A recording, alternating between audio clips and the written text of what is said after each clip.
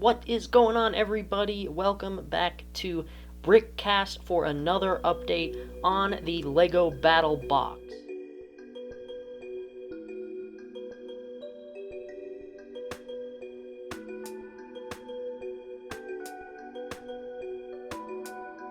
So what is going on, everybody? Welcome back to BRICKcast, where I am giving an update on my Battlebox build. As you can see here, we have a huge base assembled with almost all of the structural integrity parts done, as well as the outside sort of aesthetic with the yellow and black bricks. Clearly, I've made a ton of progress since last time, and this thing is huge. It really just, one of the bigger builds I've done, I mean the biggest build I've done on the channel, obviously, because I usually do mini builds.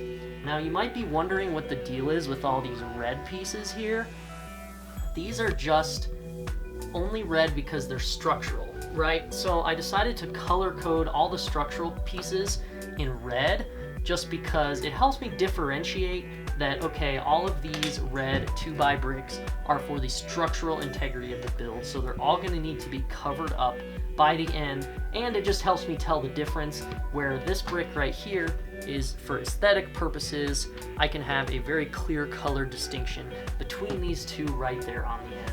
The next step, however, is going to be taking these Technic pinholes and building out the frame for the kill saws and the rest of the hazards. So I couldn't get halfway through this build without at least finishing something, and if you guys paid attention to the digital mock-ups from last time, you know that there were a couple new bots added.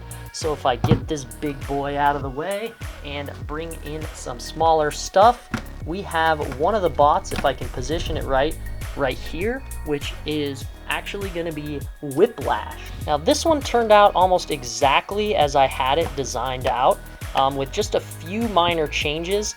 These plates with the studs on the side, those were added in after because I thought that they looked a little better, and they also held it together structurally more by using, some more of these 1x1 brackets. And if I can't get the arm stuck underneath, you can see it rolls around pretty nicely, and I was able to accomplish this lifting spinning arm. So I'm pretty proud of how this looks.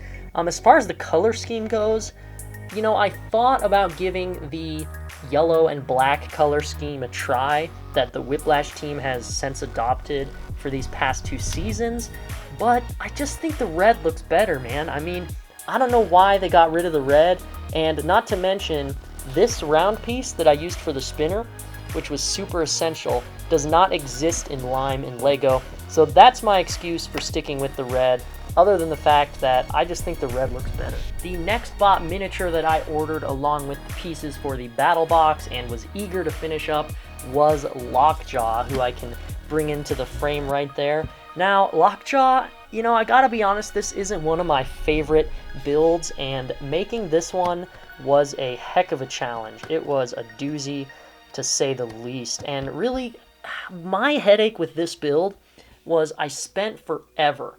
And I mean, you can see all these pieces here that I was going through, just like trying different things, trying different ideas, different jointed pieces, trying all this different stuff, hook joints, and trying out even these joints at some point. Now, why was Drew screwing around with all these joints? Well, it's because I wanted to get the cambered wheels right. Lockjaw has cambered wheels, and at this scale, I just couldn't get the angle correct where I was happy enough with how the bot rolled and how sturdy it was.